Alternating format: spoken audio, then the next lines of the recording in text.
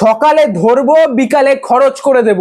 হ্যাঁ, এই রকমই মুখ্যমন্ত্রী চেয়েছিলাম আমরা, এই রকমই, যেখানে কোর্টে তোলার কোনো মামলাই আসবে না, ধরো আর সোজা এনকাউন্টার করে দাও। হ্যাঁ, ঠিক এটাই করেছে বর্তমান বিজেপি সরকার ওই বারুইপুরের কেস নিয়ে। আশা করি এই লোকটাকে তোমরা প্রত্যেকে এতক্ষণে চিনে গেছো।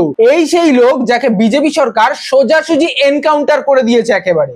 মুখ্যমন্ত্রী কথা দিয়েছিল, মুখ্যমন্ত্রী কথা রেখেছে।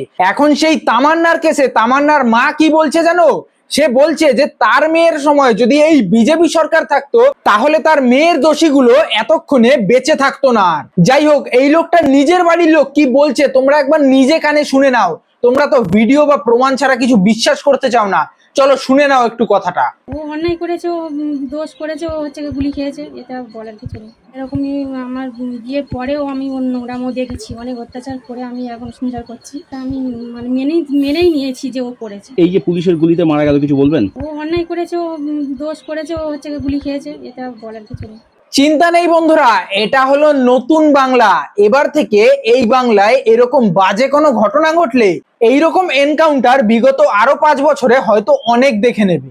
যদি কিনা এই এনকাউন্টার দেখার পরেও কোনো নৃশংস পুরুষ এই বাজে ঘটনা ঘটায়, তবে কি হলো এইবারে ভিডিওটা শেয়ার করবে না? যতক্ষণ না এনকাউন্টার করা হচ্ছিল ততক্ষণ তো ভিডিও প্রচুর শেয়ার করছিলে যে আমাদের মুখ্যমন্ত্রী কথা দিয়েছিল সকালে ধরবে বিকালে খরচ করবে, তাহলে সেটা কেন করা হচ্ছে না?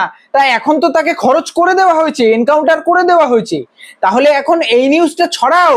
কি হলো, সেই সমস্ত সেকুলার হিন্দুগুলো কোথায়? এই নিউজটা এবার ছড়াও নাকি?